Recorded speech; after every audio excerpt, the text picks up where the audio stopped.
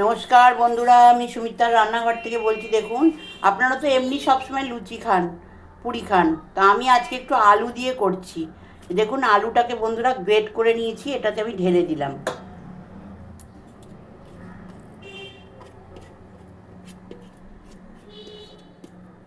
এতে দিয়ে দিলাম। এতে দেখুন আমি কি দেব।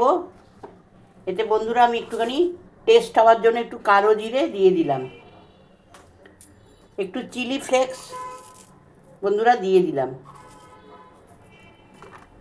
একটু জোয়ান দিয়ে দেব, একটু জোয়ান দিয়ে দিলাম, আর একটু নুন দেব, একটু নুন দিয়ে দিলাম, অল্প সামান্য একটু রিফাইন তেল দেব। এটা ভালো করে মেখে নিয়ে ফেরত আসছি। দেখুন বন্ধুরা, অল্প অল্প করে জল দিয়ে আমি এটাতে মাখছি। বেশি জল এতে লাগবে না, সামান্য অল্প একটু জল দেবো আমি, দিয়ে এটা ভালো করে মেখে নেব বন্ধুরা। ভালো করে এটা মেখে নেব, যতটুকু পরিমাণ লাগবে অতটুকু পরিমাণ জল দিয়ে এটা ভালো করে মেখে নেব। দেখুন বন্ধুরা, ময়দাটা কিন্তু মাখা হয়ে গেছে। আলুর পুরির জন্য ময়দাটা মাখা হয়ে গেছে।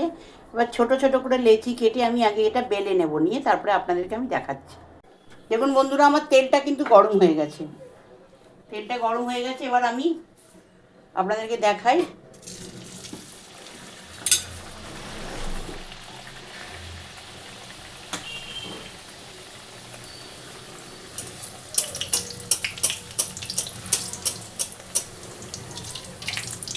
দেখুন আপনা ফুটে গেল, দেখতে পেয়েছেন বন্ধুরা।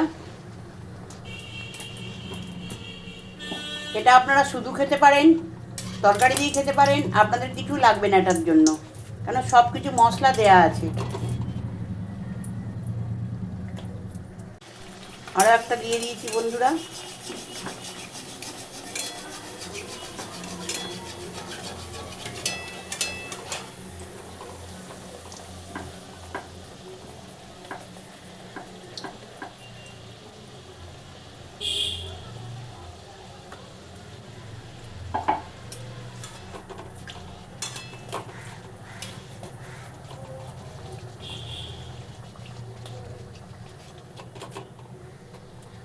দেখতে পাচ্ছেন বন্ধুরা, সব ফুলে যাচ্ছে।